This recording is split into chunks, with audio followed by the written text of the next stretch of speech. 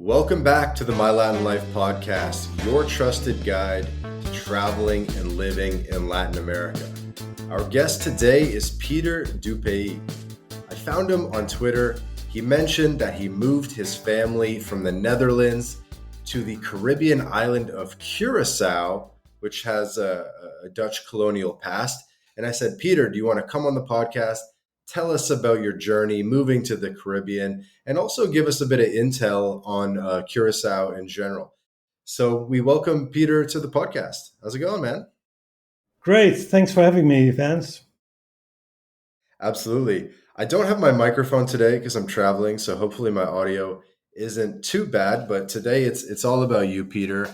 I like having people on that don't have much of a social media because sometimes the most important thing is just a cool story, right? I love hearing stories of relocations, and we haven't had anyone on to talk about Curaçao or the ABC Islands before. So I'm really curious to get into it. Yes, it's an interesting place to be in. So, Peter, why don't you kind of kick things off and tell me a little bit about maybe your motivations for making the move and how long has it been at this point? We've been here for a little less than 3 years. We moved in 22, basically because there are lots of things about the Netherlands and Europe that I wasn't really comfortable with. The Russian war really worried me. Obviously, it took a long time, and it's still going on fine. Mm-hmm. And the whole structure. Well, we all know how things are going in Europe. The economy is doing pretty badly, it seems. Bureaucracy is getting bigger and bigger, and I have a problem with that. I've always been very allergic to bureaucracy, so that was a big reason to move. And of course, taxes. Taxes are going up and up, especially if you have I'm also a Bitcoiner. If you have Bitcoin, you live in the Netherlands, they're really putting the thumb screws on. So you have to do something. And a very good option is to move to Curaçao because we don't have any wealth tax here. They don't even know about Bitcoin. So you're great. Yeah. And we're recording this the end of May. It must be getting hot, right? I've spent a good amount of time in the Caribbean. It's pretty tough from May to September. How are you holding up? That's right. Yeah. Perhaps that's the biggest problem. It gets really hot. I have the air conditioning on, of course, at the moment. You get used to it after a while. If you use a good fan, it helps. But we just came back from Bogota, and it was really nice and cool. That's nice to sometimes fly to a place where it's cool, so you can just enjoy that. What was not so great was the rain, of course, but generally it was good. Okay, so surviving, sweating a little bit, but surviving. Yeah. I guess remind the audience and remind me as well. So is Curaçao, is it like in free association with the Netherlands, or is it how does it exactly work? It's complicated. It really is. Yeah, there was about 6 or 7 islands called the Antillen in the Caribbean, the Dutch Antilles, Sint Maarten, Aruba, Bonaire, Curaçao, and they all have different relationships to the motherland. I think Curaçao was the island that broke away most from the Netherlands. So it is really it's an independent state, but we still have that king. Sometimes he comes along on a boat and we wave at him. It's pretty fun. Never saw the king in the Netherlands, but when he comes here, for some reason you feel like you have to go and wave at him. There's a special relationship. There's also a tax treaty, which is useful for me because it makes some things easier. Mm-hmm. It's not really free. It's also, I think, the country is probably it is part of the Netherlands. It is part of the Netherlands. Yeah, it's too small and too infertile to be able to stand on its own. So there's some income stream going from the Netherlands to Curaçao to keep them afloat. And of course, there are 20,000 Dutchmen living here, and there are lots of Dutch tourists who come here. So there's lots of money going from the Netherlands to Curaçao as well. I had to pull up the Wikipedia to sort of remind myself. So the population about 150,000, of which sounds like 20,000 are Dutch citizens. That's a pretty big percentage. Well, technically, they're all Dutch citizens. We all have Dutch passports. Right. Yeah, Yeah. but they're ethnic Dutchmen. Uh huh.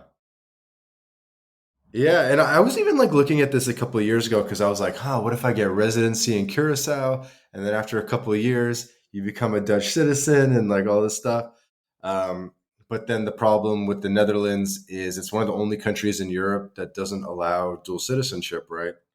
That's right. Yeah, and that sucks. But okay, and I guess But kind of take us. wait a minute. You're already a citizen of the U.S. Me, I have three passports, including the Okay, U.S. I don't think you'll have a problem because we have this strange tendency to be nicer to foreigners than to our own people. So Mm-hmm. for us, I'm not allowed to have two passports because I lose my Dutch passport. But Mm-hmm. if you already have a foreign passport and you move to the Netherlands, that is allowed The because we have. naturalized citizens don't need to renounce. Yeah, that's right. So we have lots of people from Morocco and Turkey who have dual passports. It's a Yeah, I thing. actually just had dinner with a Dutch guy last night, and he was kind of complaining to me about this stuff. It's so unfair. Yeah, it's terrible. Yeah, shout out to the Dutch guy who runs the co-working in Turkey Antalya, Turkey. Hmm. There's a cool co-working down there run by a Dutch guy, like right in Antalya, Turkey. All And right. he was kind of telling me about the Dutch citizenship stuff, among other things. Yeah. Well, I don't know. I never heard of people wanting to try that route, but you could. Perhaps it'll work if you live here for a few years, and you could get residency. That you could also move to the Netherlands. Because people who live here can always move to the Netherlands. The other way is a little bit more complicated. You have to show your income and or a bank account with sufficient funds, and then Hmm. you can, as a Dutchman, you can just move in here, and that's really nice because having a family. I mean, this digital nomad stuff is nice, but I really don't want to take my family somewhere where I have to do all kinds of complicated things to be able to stay there. So Yeah, that's a yeah, makes big sense. advantage of Curacao. Another advantage for me is that they have completely Dutch schools here.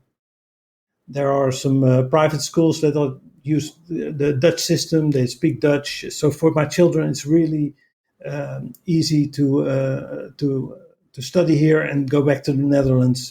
There's no difference between studying in the Netherlands. I have two children. One of them has moved back to the Netherlands, and the other is still here studying. Hmm. Yeah, let's get into the family stuff. And by the way, if you could avoid clicking the mouse because it does come up on the microphone. Oh, I don't. I'm just sort of. I'll No try worries. not to move. Right. No worries. No worries. Um, so yeah, tell me about the family piece of it because you're a bit of a older guy. You're not you got the family. You're I don't even want to drop an age, but so Well, tell I'm us. 64. No problem. You can. You're allowed to do that. Cool. So 64. So a lot of people might think that once you get old, it's too late to make a big move like this, and it's more scary and uprooting the family and everything. So why don't you kind of take us through what that experience has been like for you, kind of uprooting the family, switching continents, and all that. Hmm. Well, perhaps what would be interesting. I think of myself as an original digital nomad because we had a. I work at a university, and I had I still work there. I had a period in which I call my sabbatical, in which me and my wife we went to Asia and to Australia and New Zealand and stuff. And I also worked remote there. I also have a company in legal information in the Netherlands, and I actually built that website while I was on the go from internet cafes in Thailand. You probably know that kind of thing. I was doing that. That was in 2001, just after 9/11 traveling. And we really liked that. Then we went back and we started having a family, but we always had the idea we want to go back to that kind of life because we really enjoyed it. Kind of scared from maybe if we're too old for that, maybe it won't work out, but it happens, it does. And of course, we always thought if we do that kind of thing with our children, we were a little hesitant because you take them out of the Dutch culture and out of the school system.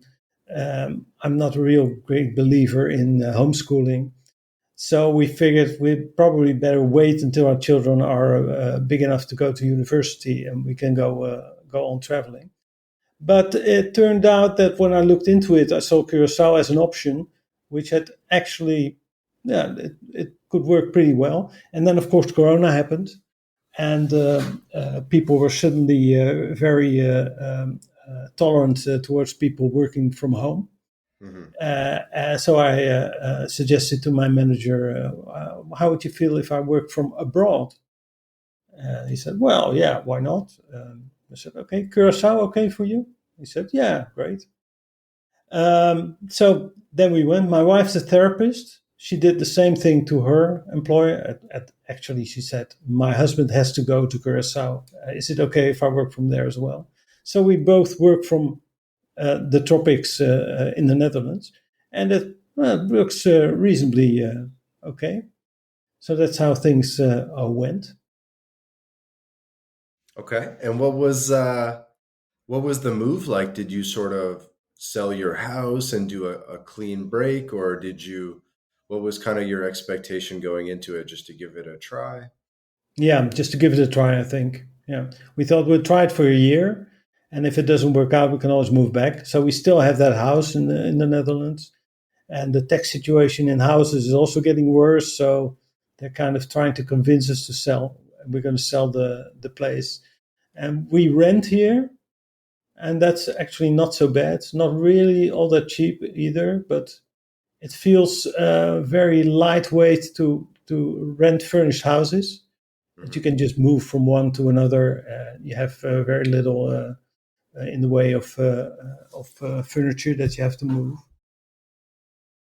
Perhaps we like that lifestyle. So maybe we're going to just sell everything we got in the Netherlands, including the furniture, and start a rental life in South America or wherever we want to go. In 3 years, my youngest son is going to be will enter school, and he'll probably go back to the Netherlands, and then we can just travel around as much as we want. We figure. Who had the most difficult time adapting to Curacao? Was it yourself or your wife or the kids? My oldest son had a hard time. He's very much a person who clings to what he knows. So when we told him we were going on holiday to Curaçao, that was great. But when we got back and we told him this was just a tryout, we're going to move there, he was not pleased at all. But he actually. Well, it was actually he had a really hard time in the Netherlands, also because of the school system, but also because of his personality. As an adolescent, lots of people with gaming, they have trouble fitting in. And the Curaçao school system is more flexible than the Dutch. And that worked out very well for him. He was able to do 2 school years in one. And then that made it easier for him to go back to the Netherlands. So now he's back to the Netherlands. He's happier there. But it did him well, we think. Mm-hmm. Tell me more about sort of adapting and maybe some culture shocks you might have had.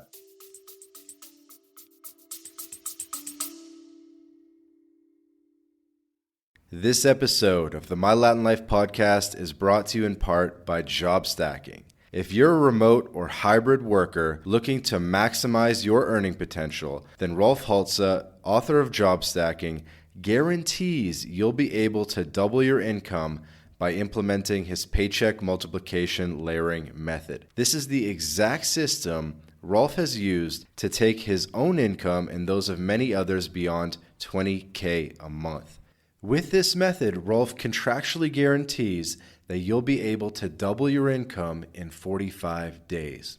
So, if you're interested in unleashing your earning potential and doubling your income, then click the link in the description and book a call with Rolf right now.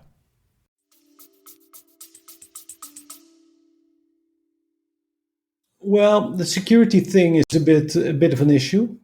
Uh, there's quite a few break-ins in the neighborhood. Perhaps that's a thing. That's a bit worrisome. We never had anything big happen. Just some laundry being stolen off the line. Um, Perhaps that's a thing. Of course, I told you I don't like bureaucracy, but they have their own type of bureaucracy here. It's not like they don't. I think they're probably inspired by the Dutch, but they also have their own taste.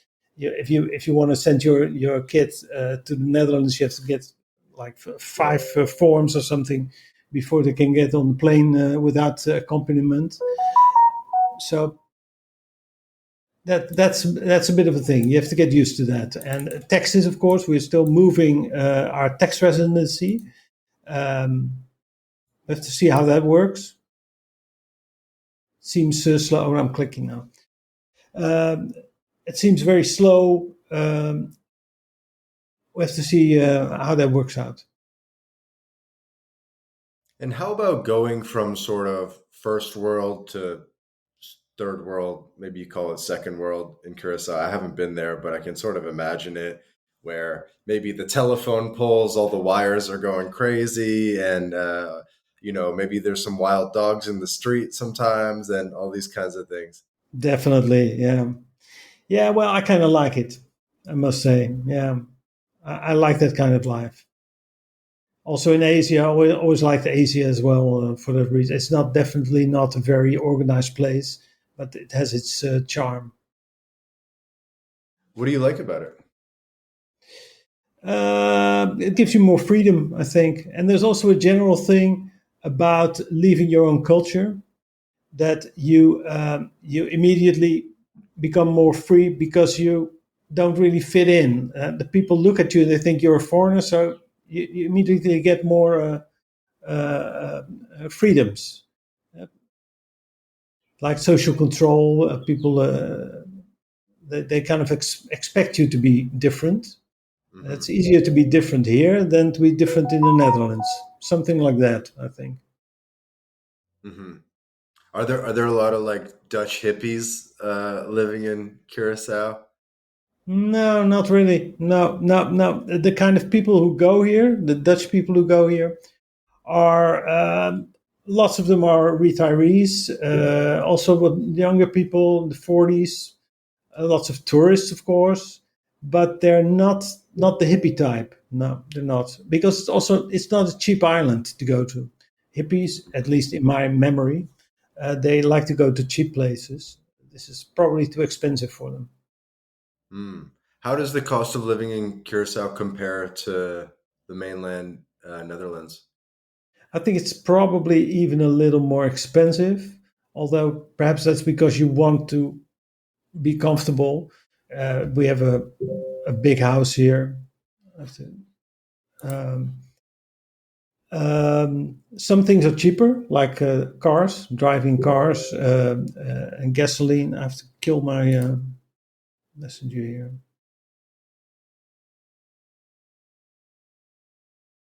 Done. Driving a car is a lot cheaper than in the Netherlands. Houses are cheaper, but you tend to choose a more expensive house to live in. Hmm. Um, Groceries are probably about the same.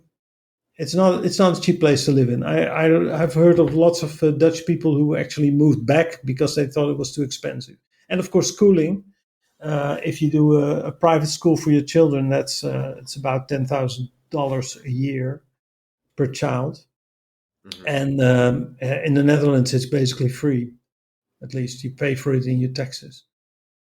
So it's quite a difference. Hmm. And they were telling me last night The Dutch guy was telling me he really misses the Dutch cheeses, and he misses like these waffle things and French fries with peanut butter and mayonnaise. Yeah. Do you get some of that stuff down there? You can tell we got all that stuff down here. Yeah, no problem. Yeah. Okay, so they got the imported Dutch cheeses, no problem. Yeah. We actually have a Albert Heijn supermarket. It's got a different name. It's called Van den Tweel here. It's a big supermarket chain from the Netherlands, and they have the same products. They have the type of peanut butter that I'm used to, and there are snack bars, we call them, where you get the fries with the peanut sauce and the mayonnaise, and the stroopwafels, also a little bit famous. We have that here. We can eat the Dutch herring. We have this. We eat this raw fish, the herrings, Oh wow. pickled herrings. Yeah, like that. You have to eat them Got it. like this. Uh-huh.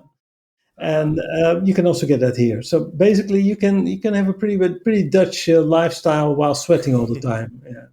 Yeah. And I imagine a lot of people do maybe like what we call a snowbird lifestyle, where maybe they do like the winter in Curacao and the summer in the Netherlands, like 6 months, 6 months. Yeah, lots of people do that. Yeah, that's right. And do you know, is there any like physical presence requirements to maintain the Curacao tax residency? Like, can you do like 6, 7 months a year in Curacao and then like 5 months in the Netherlands and still maintain the tax advantages? I'm not entirely sure of that. I think you can do that, but I'm not sure about the minimum requirements because it kind of, I mean, we're moving from the Netherlands to Curaçao. So when we have total residency, what would happen if we would go to travel around the world and we only stay here for a few months? I think you would still have this Curaçao tax residency. Otherwise, what would happen? They take it away, Right. and you'd have no tax residency. That'd be Right, interesting. right, right. It's like Curacao will take the money, but just I guess it's a question of what the Netherlands is okay with. It like how much time you can sort of safely spend there. Yeah, that's. I think so. Yeah, because we do have a special position because we do have a Dutch passport. So they probably look at us and say, "Hey, we're going to charge you anyway." But actually, all this beeping. Um, actually, we were kicked out of the Dutch tax system on their initiative because I was kind of thinking, oh, I work in the Netherlands. My wife works in the Netherlands, Uh-huh. so why couldn't we just stay in the Netherlands? And it turns out that the tax man doesn't like that, so they just told us, no, you have to go and register in Curaçao. We're kicking you out. Uh, I think the rule is no longer than 180 days in the Netherlands, and you're okay. Yeah, that would make sense. Okay, cool. Tell me a bit more about the just like adapting to the Caribbean life in general. I imagine you've changed maybe your lifestyle a little bit, maybe your hobbies. Do you feel healthier maybe?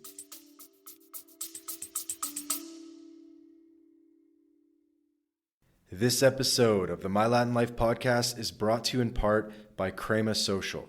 Crema Social is like TikTok for international dating. It's an app you can download right now on your phone, and 3 out of 4 people on Crema are single women. The app was founded in Colombia, so unsurprisingly, there are a lot of Latinas on the app, by the way. So, how does it work? Crema Social is a social meal experience where you invite a hot girl for a lunch date via video call and food delivery. New concept, so you'll have to try it out for yourself, but this is probably the best way to meet Latinas before you visit the country. So if you're in Latin America or planning to visit Latin America, download Crema Social now and start getting dates right away. There will be a link in the description to download, or just search Crema Social on your favorite app store. Have fun, guys. Yeah, I think I feel healthier indeed. Yeah, I don't know exactly why. I don't have a lot less cold, of course. Perhaps I did have 2 Corona episodes, but I do notice that if I travel to the Netherlands, that as soon as I get off the plane, I start developing a cold. And you have that a lot less here. Of course, what we do have is those nasty mosquitoes.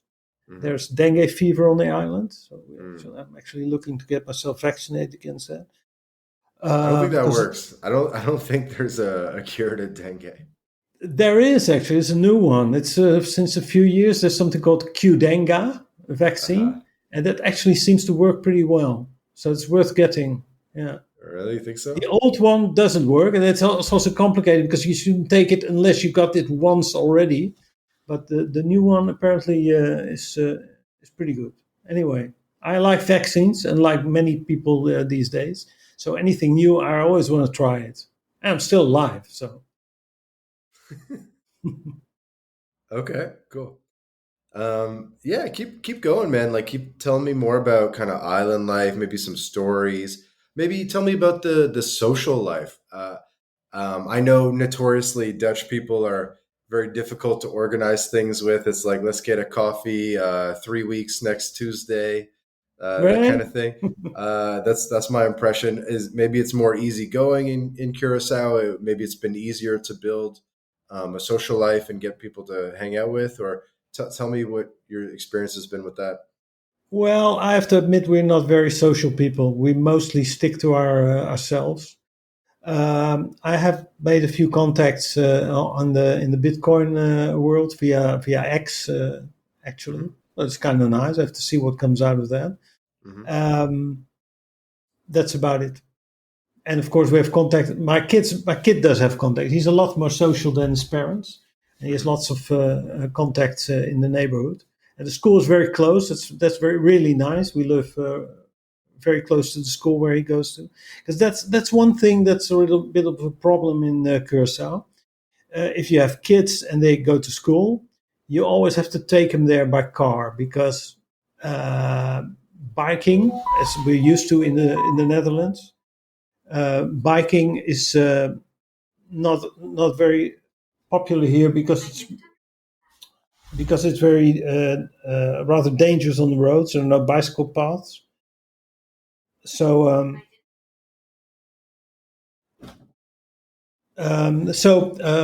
That's a little bit of a problem, but we fixed that by moving very close to the school where my kid goes. So now he can just walk or to himself, so he can have his own social life because his friends also live in the neighborhood, and that's a big advantage for him. Cool. And yeah, what's kind of like the interactions with the locals been like in general? Well, Do you pretty find they're good. pretty receptive? And Yeah, pretty good. I think people are nice. Most of the time, you can easily communicate with them because they speak either Dutch or English or Spanish. The native language is Papiamento. I must say we don't speak much of that. Just a few words, thank you and goodbye and hello and stuff like that. We probably should do that, but we figured we'd be better off learning Spanish because then you get the whole continent, and most people here speak Spanish as well. do Lots they? of yeah, there's quite a lot of Spanish immigrants, and Papiamento is close to Spanish. We say, for instance, "Bon dia" instead of Hmm. "Buenos dias." It's pretty close. So Papiamento, I still have the Wikipedia page open. I'll read this for people. Papiamento or Papiamento is a Portuguese-based Creole language spoken in the Dutch Caribbean. It's the most widely spoken language on the ABC Islands, Aruba, Bonaire, Curacao. Hmm. So it's like Portuguese with some Dutch in it, and Yeah. who knows what else? And what I personally Venezuelan I Spanish. find interesting that these islands these that are really pretty small, Aruba, Bonaire, Curaçao, they're small islands, and perhaps it's 250,000 people living there. They Hmm. do have their own culture, and they keep their own culture. They got their own music, they got their own Hmm. street art was probably imported from Colombia a lot, but they really have their own distinctive culture, which they keep going. Well, the whole population is smaller than the city that I come from in the Netherlands. I think that's quite special how they keep this Caribbean lifestyle and culture alive. Yeah, tell me about some observations you might have seen with that. Have they been keeping you up with the loud music at night? That happened, but it turned out those people were Venezuelan. And I've since learned that Venezuelan have a kind of a name of being loud. These were really, really loud people. So the Curaçaoans are a little bit more responsible. I think so. Yeah, we do have reasonably often. There's a march from the carnival coming by. That's Hmm. a bit noisy, but well, okay, that's belongs to the culture. It's nice. I love Carnival. When did it already happen, or is it coming up? They have it all the time. For some reason, they have it like 6 or 7 times a year. I think the other 6 ones are probably rehearsals or something. But Right. yeah, So when's the big one? Is it during the normal carnival time at like, I think yeah, yeah, early March, like late February, early March? yeah, something like that. I'm not really an expert on that in that area. Perhaps you should Okay. look it up. Yeah. Did you go check it out? Did you go stand at the side of the road and watch them go by and everything? No, I'm ashamed to admit that I didn't. No. Okay, well, next year we'll get you out. We'll get a little costume. Everybody's got to dress up, maybe a mask. Yeah, people do that. I went to the carnival in Cuba once, a long time ago. And that wasn't such a real great experience. I mean, I remember being robbed and being pushed in a corner, and people with their hands in my pockets and things. Oh, It was a shit. bit of a creepy thing. Damn. Cuba. Yeah. Damn.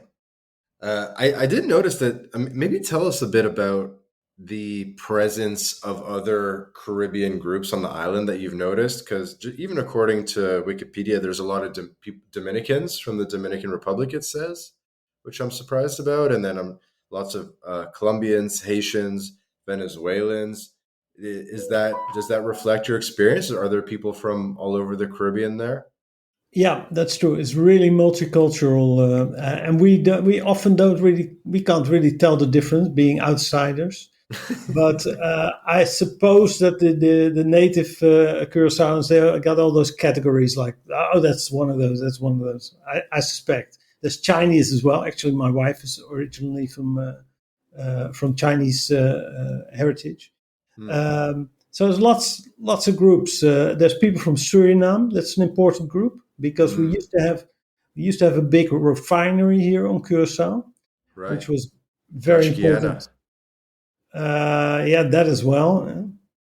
Um, and lots of people from Suriname came working here in the refinery. Actually, the refinery produced almost all the fuel that was used by the Allied troops in World War II. So it's kind of interesting story. Hmm. It's still here in the middle of the island. It's not doing much. It's too old to operate. There's a little smoke coming from it, so it's a bit of a strange situation with that refinery. And that's also a part of the history of the island.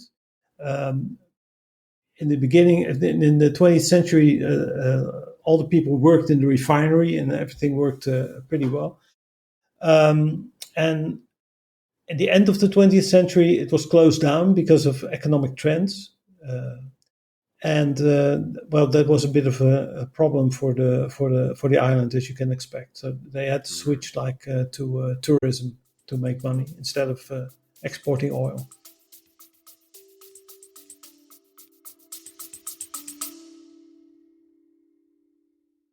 Hey guys, quick break from the episode to tell you about BitRefill. BitRefill allows you to shop online and in person without banks, converting your crypto directly into merchant balance. We're talking gift cards to Nike, Amazon, Apple, Airbnb, Hotels.com, and many more, all paid for with crypto. BitRefill offers more than 10,000 gift card options in 180 countries all across Latin America, including Brazil, Colombia, Mexico, Argentina, El Salvador, and many more. You can also apply the code MyLatinLife at checkout to get 10% back on your first purchase. Go to bitrefill.com for more information. Mm-hmm. That definitely makes sense. Cool. So Spanish, very helpful over there. Yeah, that's helpful. Nice. And quick plug for everybody, there's a link in the description. We actually have a Learn Spanish book, Peter. It's on Amazon. It's uh, like 5 stars, 4.9 stars, hundreds of reviews. If anyone would like to learn Spanish, you can pick up the book for about $20. You can get it on Kindle, audiobook, and the physical book as well on Amazon. So there's a link in the description to the podcast to support us and to pick up our Learn Spanish book. It's actually amazing. We invested a lot into it, so people can go check that out. So throwing the little plug in there. I'll definitely have a look at it. I mean, Duolingo only gets you so far. Correct. Yeah, Duolingo is not great. The biggest thing is listening as well. Listening to a lot of Spanish, listening to podcasts, movies, Netflix. Yeah. Yeah, so a little bit of grammar, but really mostly listening as well. Um, I think is huge for learning languages. Tell me a bit, Peter, about your experience on Twitter X. You mentioned, I mean, that's where I found you, and you mentioned you've been kind of connecting there. Has that led to some fruitful relationships, and are you having fun with Twitter? Yeah, just a few. I'm not a very effective social media person, not at all. I mean, I have very few followers. I think I have more people who block me than people who follow me, probably. Maybe that's a badge of honor. Who knows? I don't know. It would be nice. So I use it mostly as an information source, and yeah, sometimes I reply to people.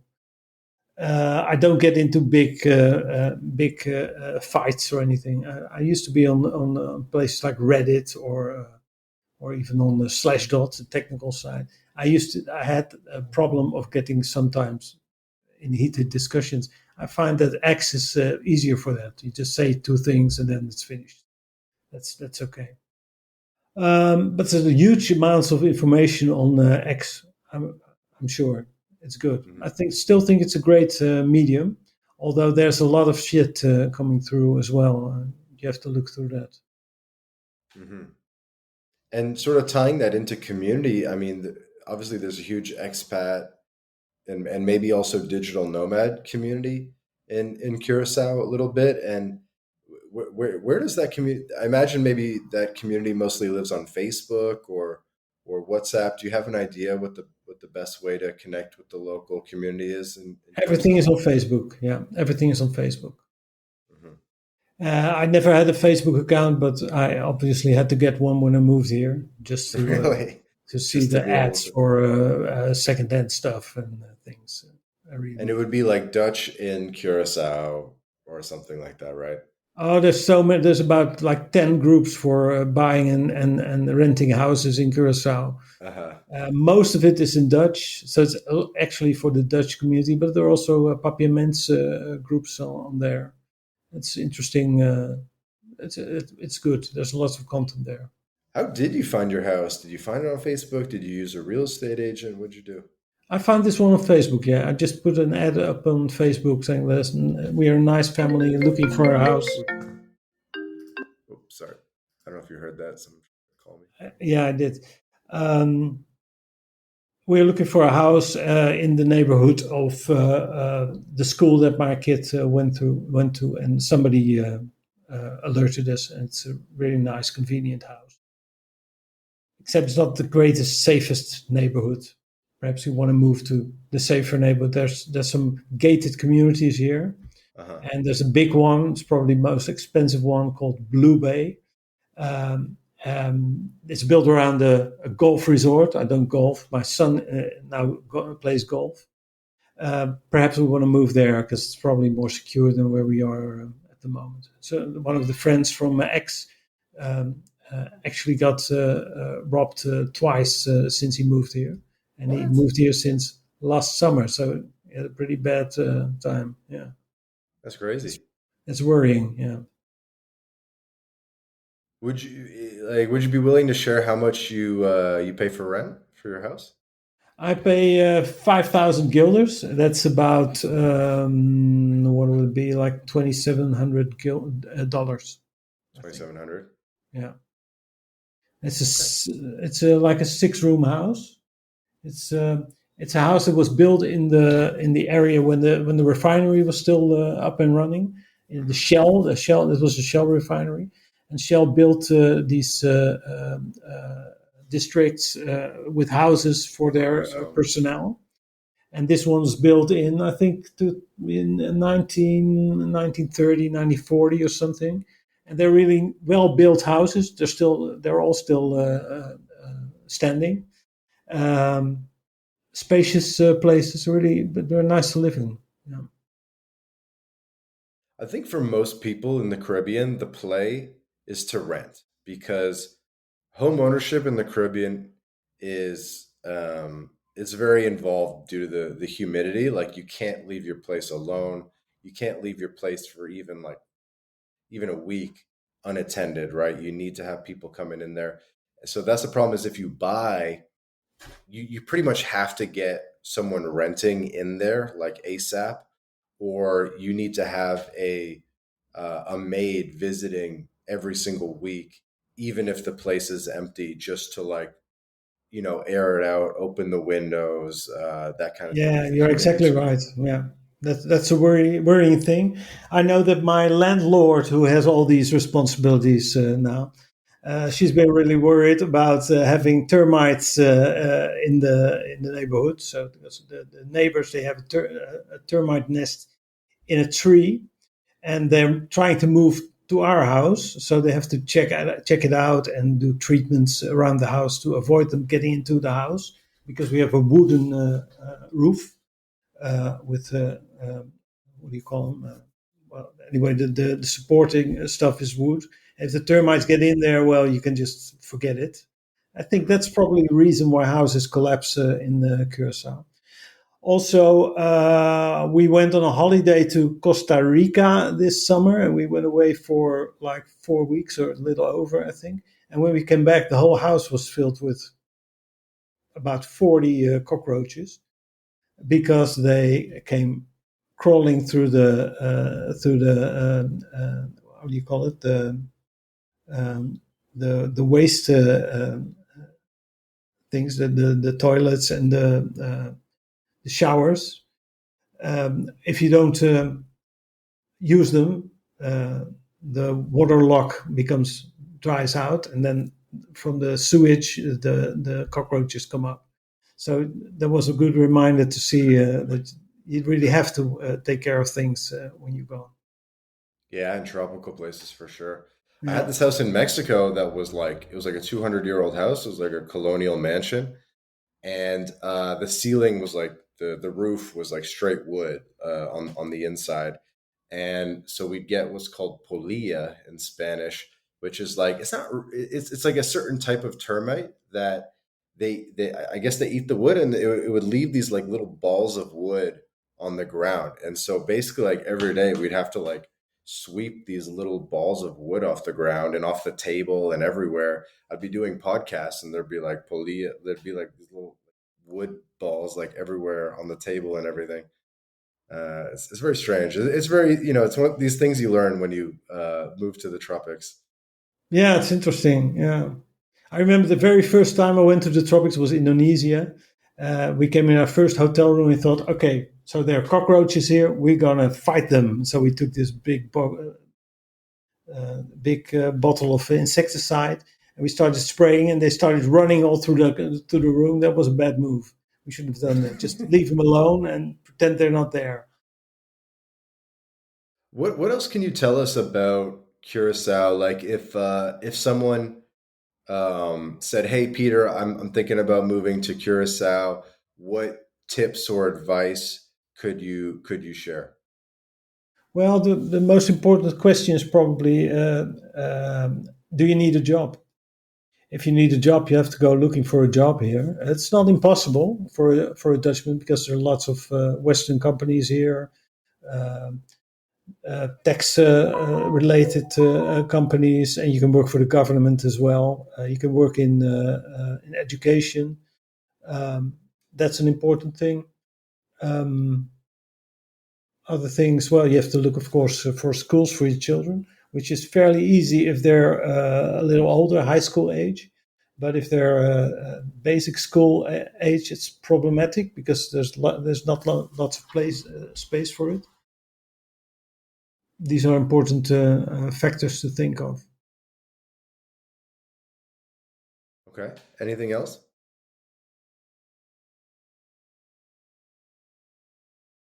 Well, all the bureaucratic things about moving and tax residency and stuff. You have to think of that. Yeah. Hmm. So on the job stuff, you feel like there's definitely jobs for Dutch people, and obviously other people from the Caribbean are coming to Curacao because maybe they can earn more money in Curacao than they can in their home countries. Yeah, probably. Tourism is pretty big. We do have. It's an important spot for cruise ships. Like we have two or three cruise ships lying in the harbor. These big apartment buildings, almost floating Hmm. apartment buildings. Hmm. And these people, they just go through the city and they buy drinks and souvenirs and stuff, and they eat, and then they go away again the next day. So that's a whole industry where lots of people work in. Mm. Have you ever like tagged along on a cruise from Curacao and like I don't know, taken it to Miami or something? Now, there's one cruise that leaves here. Perhaps we're going to try that sometime. We're not really. If you look at these people, so if you see them coming from the cruise ships, it doesn't really look like something you want to be part of. But that's probably the hippie part of me. It's not a really hippie thing, being on a cruise. Yeah, I think it's like love it or hate it, but I don't know. I think there's good aspects of it too. Have Um, you ever tried it? no, no, but I'd be down. I have some people that like swear by it that like it's actually pretty fun. There are cruise ships where retirees live, actually. Yeah. A few of them. You just buy a hut there, or you rent it or something, and then you can just stay there 9 months a year or something. And you just go from one place to another. It's interesting, but I don't think I want to try that. No, You got to give it a go once if you're seeing all these cruise ships coming in and stuff, just to like we have to see. try it sometime. I agree. Yeah, we should try it. And are there ferries to the other islands, like to get to Aruba or things like that? Surprisingly, hardly any. I think there's actually one that goes to Bonaire, but I'm not entirely sure if anybody uses it. We all go by DVDV. It's a small airline that does flights from one island to another. But for instance, nobody ever takes their car off the island. In the Netherlands or in Europe, you would definitely take a ferry and go drive in Britain or Greece or whatever. But here, Hmm. that's not done. You just stay on the island, and if you want to move off, you just take a plane. Yeah, that's a big thing with the big thing with the Caribbean in general is there's like not even flights to a lot of the islands. There's no boats to a lot of the islands, and um, we've interviewed a lot of people that have been to every country in the world on the podcast. And when they do the Caribbean, they basically just have to keep going back and forth to Miami or Panama to like get to all the islands. Yeah, strange, isn't it? Yeah. There's probably a way to like tag along someone's boat. Like you go down to the marina and you say like, "Hey man, where are you going? You going to Aruba? Okay?" Or you ask, you say like, "Hey, is anyone going to Aruba? I want to go in the next week," and kind of like arrange it that way, that kind of thing. Yeah, I think people do that. Yeah, it's not far off. It's like 100 kilometers or something. Yeah. It's pretty Hmm. close. We're actually only 50 kilometers away from Venezuela, but I think some boats from Venezuela come here to sell fruit, Hmm. but that's about it. No real people traffic, and some refugees go as well Hmm. because they don't like it in Venezuela for some reason. So I'm pulling up the flights from. If anyone's unfamiliar with this tool, it's called flightsfrom.com. Pretty good website to see all the destinations a particular airport flies to and from. So Curacao, the airport code is CUR. And I was just curious to see where it flies to. And it's a pretty interesting one, right? So there's two direct flights to Europe. There's Brussels and Amsterdam, and then in South America, there's randomly a direct flight to Belo Horizonte. Very random. There's Lima, Peru. There's a couple to Colombia, Bogota and Medellin. There's Suriname. There's Trinidad. There is Caracas. What else is interesting? Panama City, of course. Dominican Republics. St. Martin, Miami, Fort Lauderdale, Atlanta, and actually a lot of U.S. destinations. I'm kind of surprised at what I'm seeing. So there's direct flights to Toronto, Montreal, Chicago, New York, uh, Charlotte, Atlanta. So it's kind of an interesting airport. Yeah, it's not bad, is it? Yeah, Yeah, it's not too I bad, think so. honestly. Yeah, New York. Yeah, it's a good site. I didn't know that one. I'm going to Yeah, bookmark it. flightsfrom.com. So you can look up any airport and see kind of where the flights are. And this is a way people can actually save money on flights and plan better routes by seeing kind of what routes are available. Um, and sometimes people say like, where should I go? Where should I travel to? And I'm like, dude, just go wherever you have direct flights because layovers suck.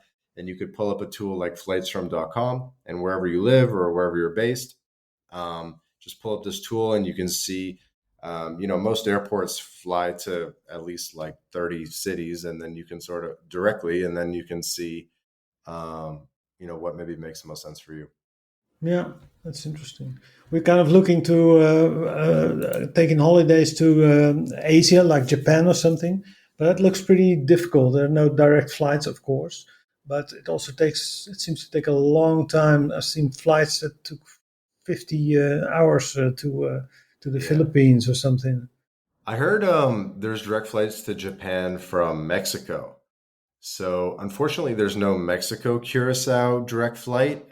You'd maybe have to stop in Panama or Miami or Colombia or something. But you could get yourself to Mexico City with one layover, and then maybe hang out in Mexico City for a day or two to break it up, and then fly to Japan from there. It could be interesting. Yeah, Maybe that's an idea.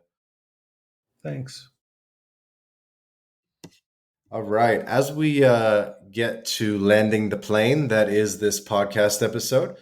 What else? Any kind of other things that you'd want people to be aware of Curacao? Maybe a quick final story or epiphanies that you had along the way that would have made this journey from the Netherlands to Curacao easier, or any helpful advice you'd have. I have a problem with these open questions. I never seem to be able to figure something out. Probably think of something later, but that's too late. I don't know. Really, it's not for us Dutch people. It's not very complicated to organize this. Um, so if you're Dutch, I would definitely look at the option of moving to one of the Caribbean Dutch islands, because it's a real good alternative to Europe. Of course, if you're Dutch, you can travel throughout the European Union. So Mhm. you have that option. You can go to Portugal and stuff. But if you want to go really far, this is the thing you can do. Right. So maybe some Dutch people might want to retire to Spain or Portugal or something. What kind of person might actually prefer Curacao compared to, say, Portugal, Spain? Um, Perhaps it's the tax aspect. If you have a lot of money and you want to move, you want to save taxes, you can move here, and Hmm. that'll help. Also, if you want to do things like inheritance tax, you can save a lot of that as well. And if you had assets in mainland Netherlands, but your tax residency is Curacao, could it be like an interesting way to get around the inheritance tax on, say, properties held in Amsterdam or in mainland Netherlands? Yeah, definitely. We have this rule for inheritance and gift tax, which says you have to you stay stuck to the Netherlands for 10 years. Mm-hmm. So if you move out, they'll keep a claim on your property in case you want to give it away or if you die. But there's a tax treaty with Curaçao that means it's only 5 years. Well, 5 years is not a very long time. That'll be in 2 years. So if I stay alive until then, I'll save my kids a lot of money. So that's not a bad thing at all.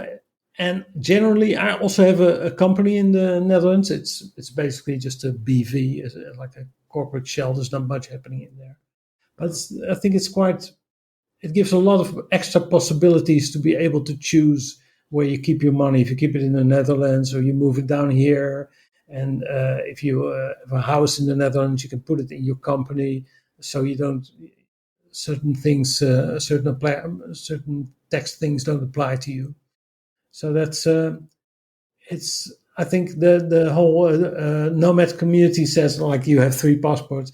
It's very useful to have options, and it's also very useful to be able to move money around from one place to another and put it wherever it's most useful.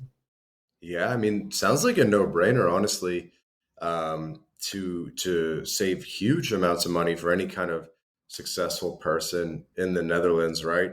You can basically even just apply like a snowbird approach, spend maybe 7 months a year in the Netherlands, maybe roughly from like October to April, something like that, when, it's kind of cold and dreary in the Netherlands and quite moderate in Curaçao.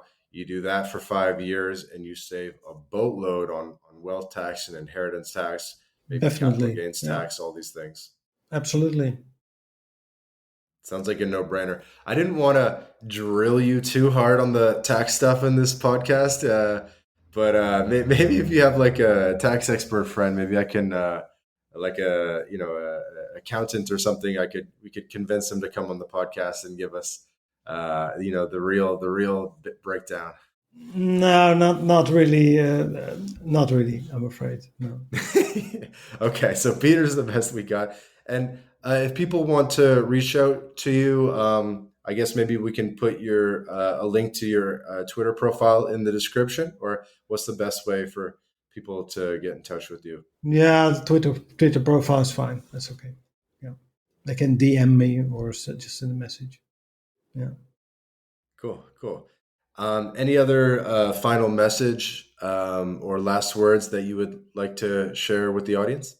No, thank you for your interest. It's nice to talk about these things. To have an opportunity to do that.